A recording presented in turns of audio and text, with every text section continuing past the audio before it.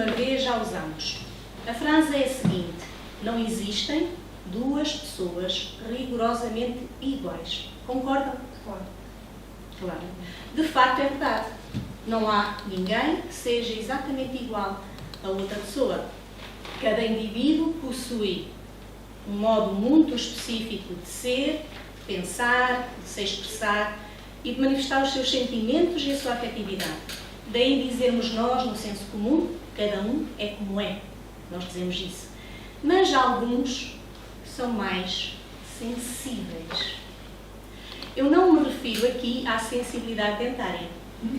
Também não me refiro à sensibilidade mediúnica, que nós tantas vezes ouvimos falar no centro espírita e que todos possuímos em maior ou menor grau.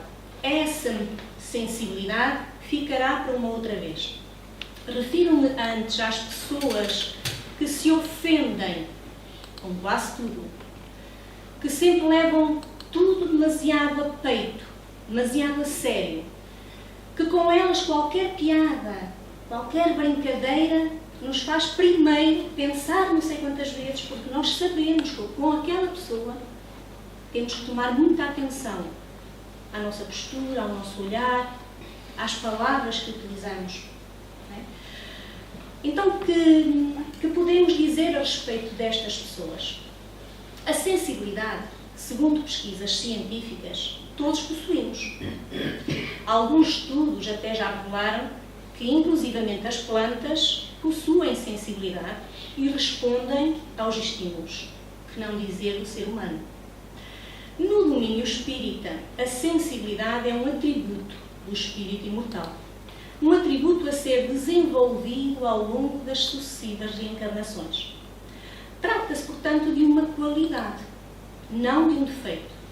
Porque essa qualidade de se ser sensível permite experimentar-se emoções e sentimentos, como sentir, por exemplo, compaixão, piedade, ternura, como falava o Pedro no Evangelho, pelo próximo, e ao mesmo tempo possibilita-nos expressarmos criativamente aquilo que nós sentimos, aquilo que nós captamos ao nosso redor.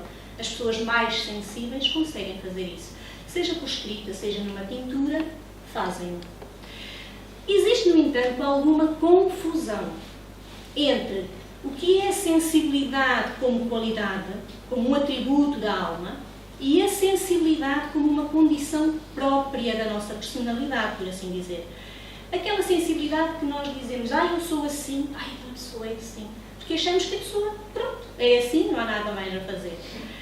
Nós sabemos é que tudo em excesso não é saudável, certo?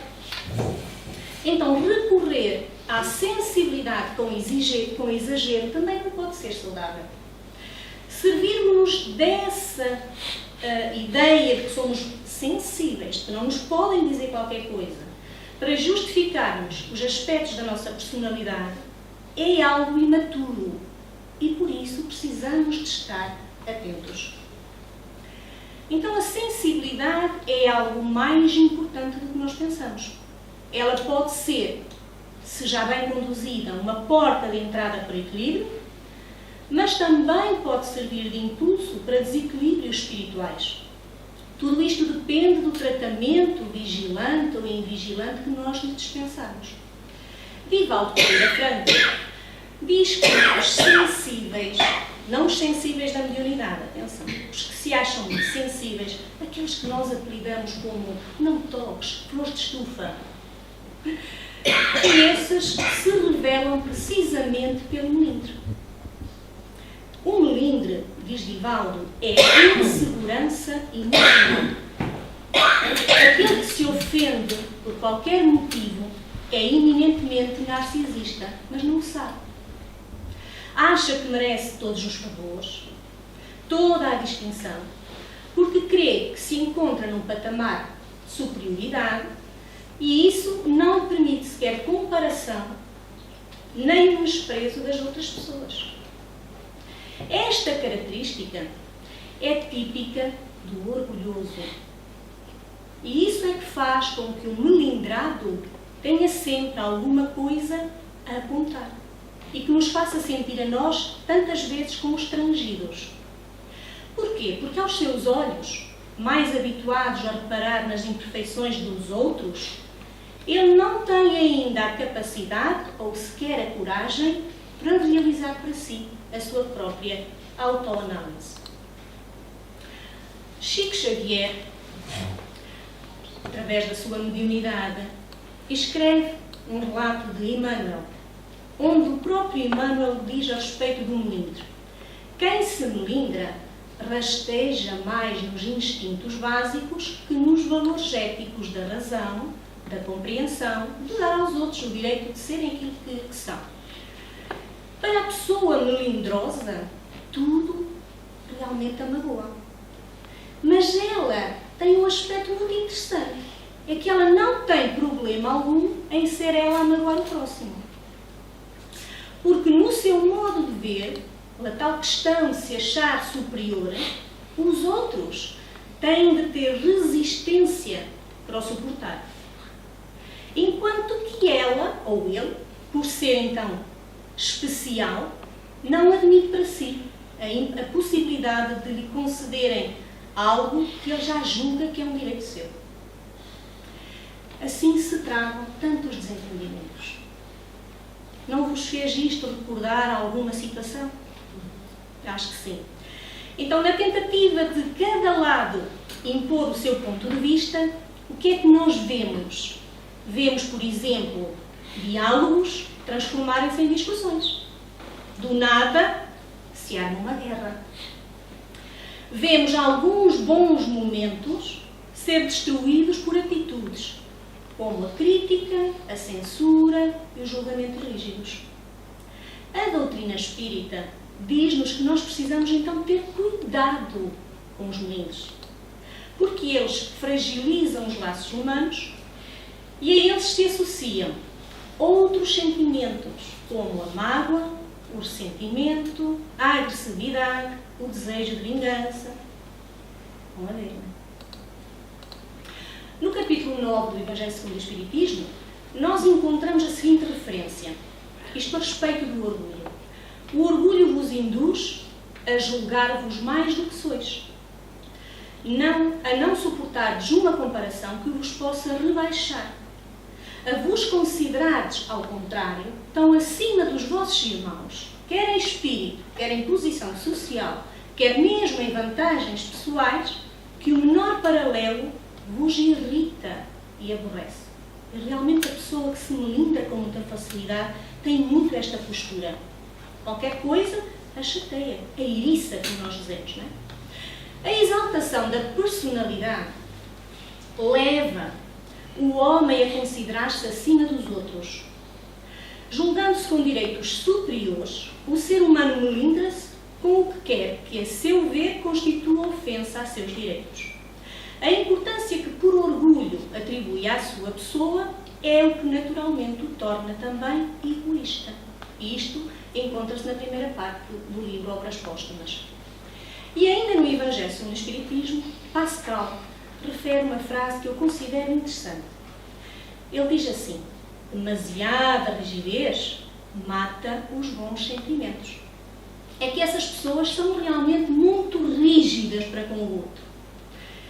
E Pascal, ao dizer-nos isto, vem como a querer-nos dizer que não é possível ser-se bom sem superarmos o que de negativo permanece no nosso íntimo. E que esse campo mais negativo que todos temos, é natural, precisa ser trabalhado. Então, insistir no melindre não só dificulta consideravelmente as nossas relações interpessoais, dificulta a nossa convivência, como consome as nossas energias, como nos desarmoniza. E nós sabemos, porque se formos nós a estar na situação, por exemplo, do melindroso, nós desgastamos de tal maneira com o outro que aquilo sobe-nos uns calores, daqueles calores vem uma irritabilidade, não é?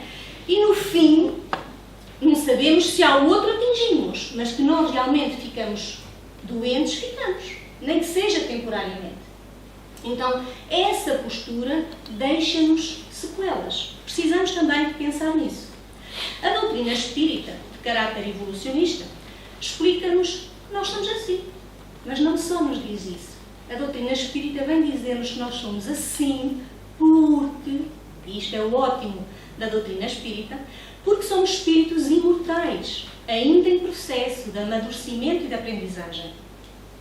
Ou seja, todos nós carregamos, de um lado, a bagagem do que já realizámos em vidas anteriores.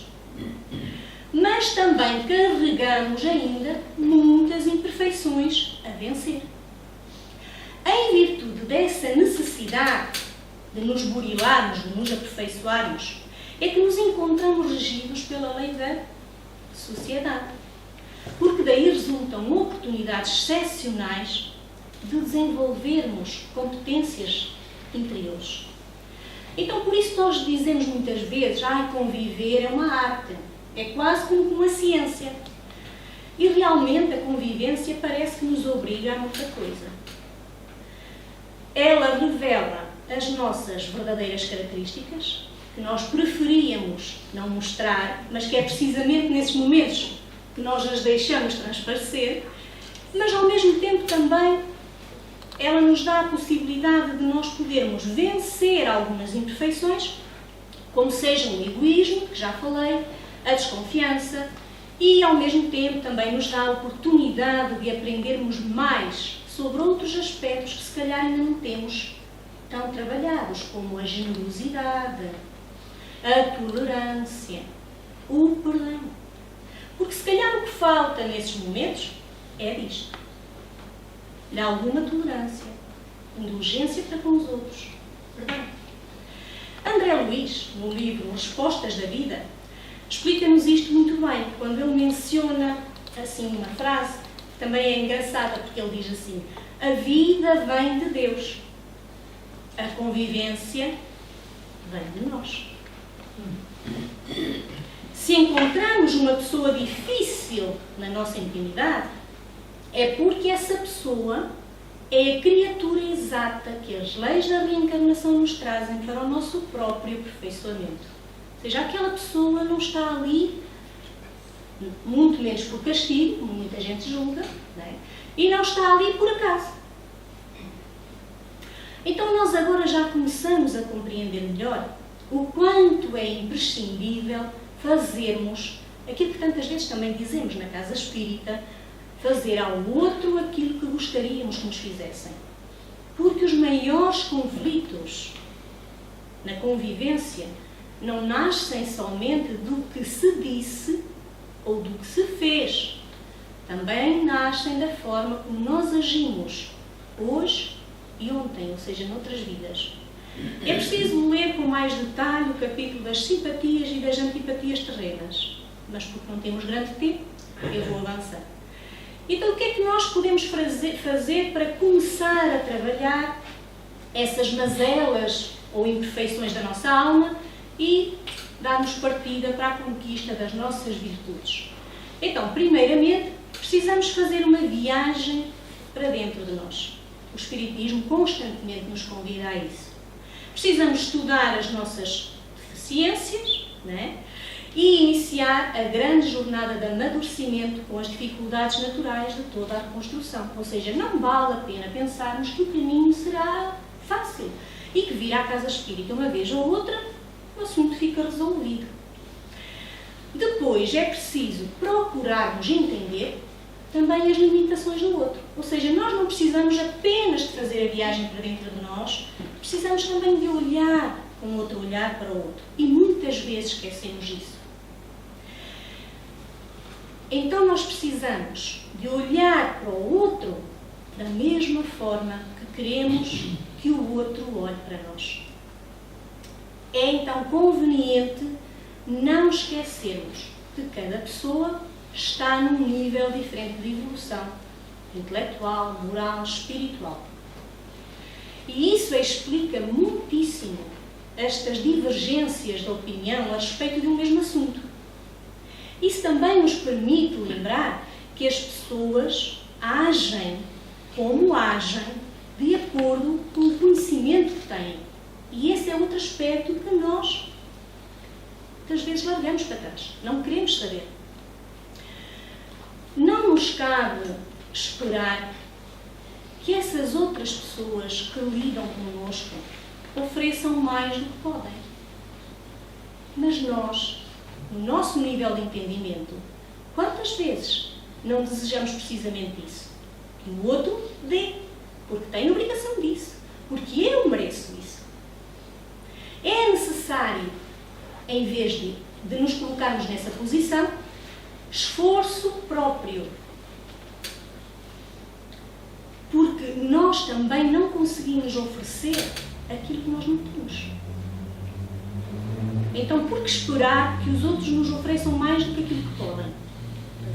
Emmanuel diz que para nos melhorarmos é necessário estudo, inclusivamente, meditação, ou seja, reflexão sobre aquilo que andamos a fazer e a dizer, cultivo e aplicação da doutrina espírita. Porque ele até diz que frequentar as sessões de esclarecimento, ou seja, as palestras, não traduz aquisição de conhecimentos. Ou seja, não é suficiente. No início, quando nós enverdamos nesta tentativa de nos melhorarmos, de nos enriquecermos de melhores sentimentos, de melhores atitudes, depressa damos conta de que as dificuldades são muitas. Porque se há um dia que corre bem, a seguir há outro que corre pessimamente.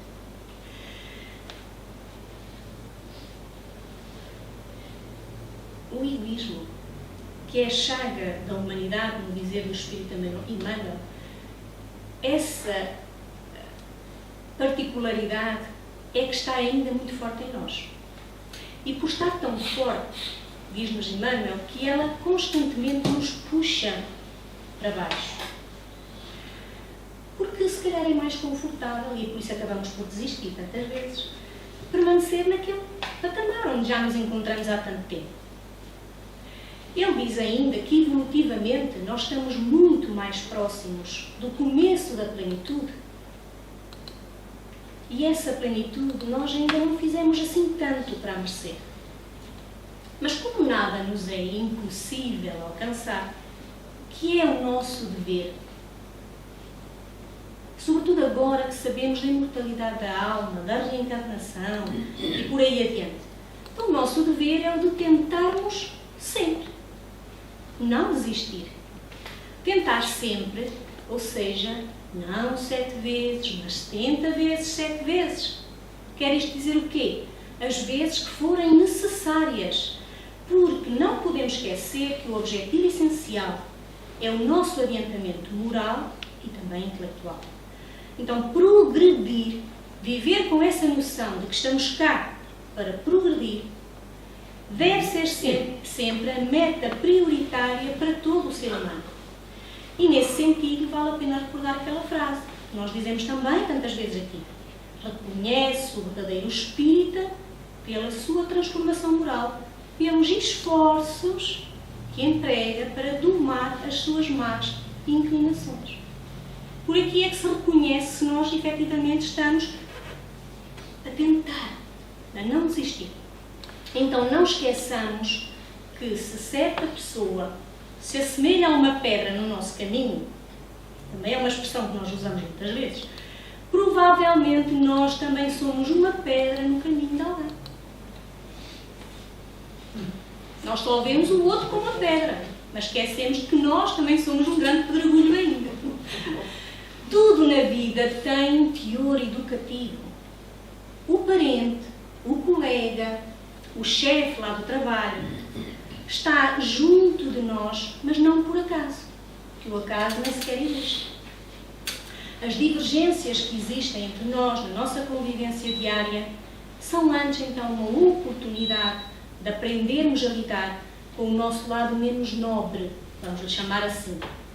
E nesse lado menos nobre habita ainda com muita força, por vezes, a impaciência, a incompreensão, e por isso esse lado menos nobre revela-se precisamente no melindre. Então, as divergências deveriam antes ser instrumentos úteis de reflexão. Nós deveríamos utilizar essas situações que nos ocorrem menos boas entre uns e outros como uma forma de refletirmos. Jamais como pretexto para abandonarmos aquela pessoa, para desistirmos daquela pessoa, para desistirmos de nós mesmos tentar fazer alguma coisa diferente. Então, momentos para quê? Evitemos antes dar-lhes ouvidos. Para que não venha a instalar-se em nós sentimentos como mágoa, mal-estar, ideias fixas, aversões, a tal irritabilidade e até possíveis obsessões. Porque nós, quando damos ouvidos demasiado ao que não presta, também o que não presta se instala na nossa mente. Não podemos esquecer que estamos sempre interconectados uns com os outros. Então, mas já repararam que, por exemplo, sem a mágoa há equilíbrio e tranquilidade. Que sem o mal-estar que vos falei, há um bom ambiente. Sem as tais ideias fixas, há maior aproveitamento do tempo para executarmos tarefas úteis. Sem a aversão, há maior aceitação do outro, tal como ele é. Sem irritabilidade, instala-se a serenidade e sentimentos ancorados no Evangelho. Resumindo, entramos em sintonia com os bons espíritos. Não é isso que todos nós queremos? Então, e será que para além de não darmos ouvidos ao melindre, existem outras soluções? O que é que acham? Certamente. Olhem, existem soluções de caráter medicinal, como aquele comprimidinho que a gente mete debaixo da língua, para ver se a coisa acaba.